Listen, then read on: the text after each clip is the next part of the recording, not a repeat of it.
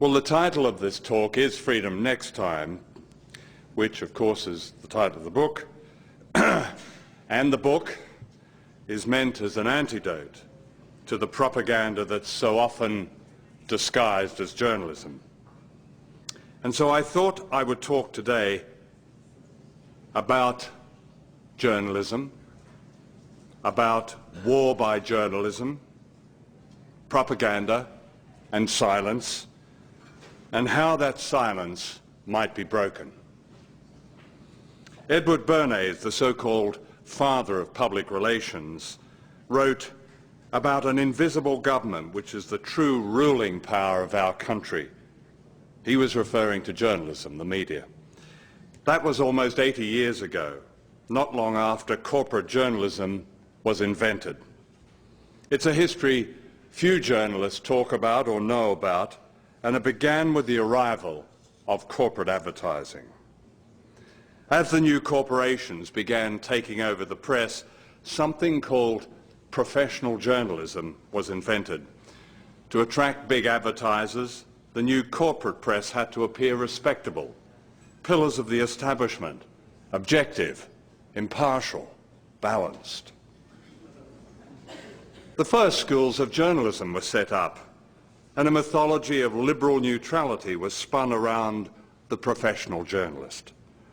The right to freedom of expression was associated with the new media and with the great corporations, and the whole thing was, as Robert McChesney put it so well, entirely bogus.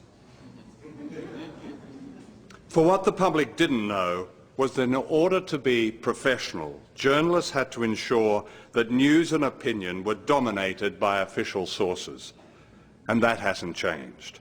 Go through the New York Times on any day and check the sources of the main political stories, domestic and foreign. You'll find they're dominated by governments and other establishment interests.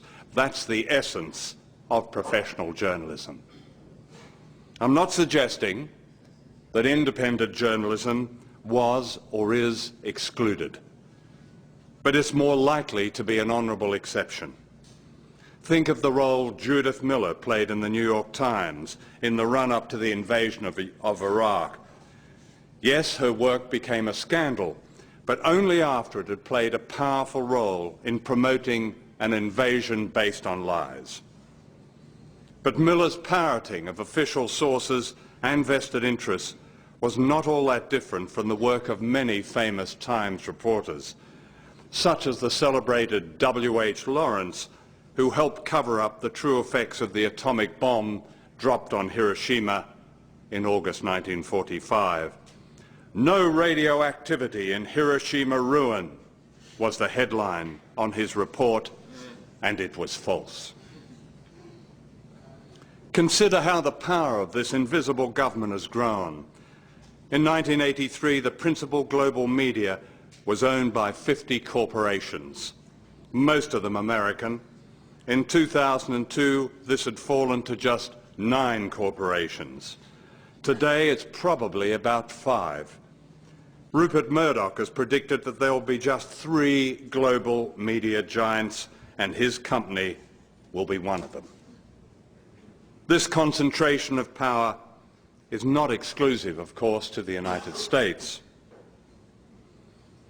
The BBC has announced it's expanding its broadcasts to the United States because it believes Americans want principled, objective, neutral journalism, for which the BBC is famous.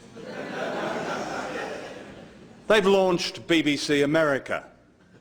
You may have seen the advertising. The BBC began in 1922, just before the corporate press began in America. Its founder was Lord John Reith, who believed that impartiality and objectivity were the essence of professionalism. In the same year, the British establishment was under siege. The unions had called a general strike, and the Tories were terrified that a revolution was on the way. The new BBC came to their rescue.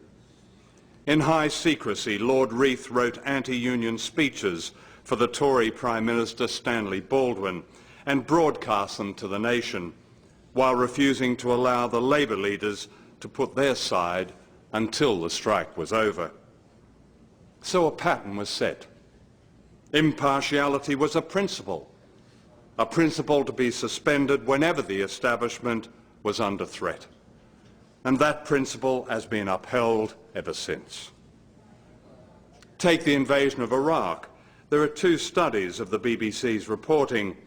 One shows that the BBC gave just 2% of its coverage of Iraq to anti-war dissent. 2%. That's less than the anti-war coverage of ABC, NBC and CBS.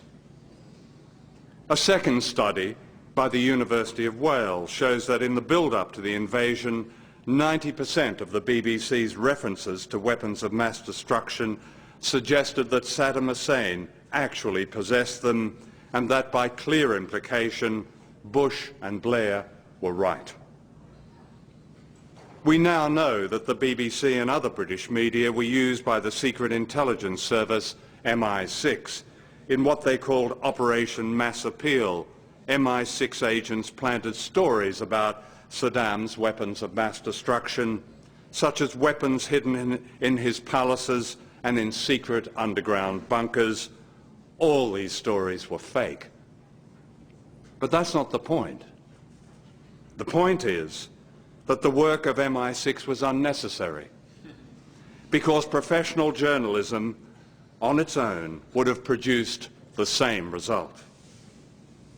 Listen to the BBC's man in Washington, Matt Fry, shortly after the invasion. There is no doubt, he told viewers in the UK and all over the world, that the desire to bring good, to bring American values to the rest of the world, and especially now in the Middle East, is now increasingly tied up with American military power. In 2005, the same reporter lauded the architect of the invasion, Paul Wolfowitz, as someone who believes passionately in the power of democracy and grassroots development. That was before the little incident at the World Bank. None of this is unusual. BBC News routinely describes the invasion as a miscalculation, not illegal, not unprovoked, not based on lies, but a miscalculation. The words mistake and blunder are common BBC News currency, along with failure, which at least suggests that if the deliberate, calculated, unprovoked, illegal assault on defenceless Iraq had succeeded, that would have been just fine. Whenever I hear these words, I think of Edward Herman's marvelous essay about normalizing the unthinkable. For that's what media cliched language does and is designed to do. It normalizes the unthinkable of the degradation of war, of severed limbs, of maimed children, all of which I've seen.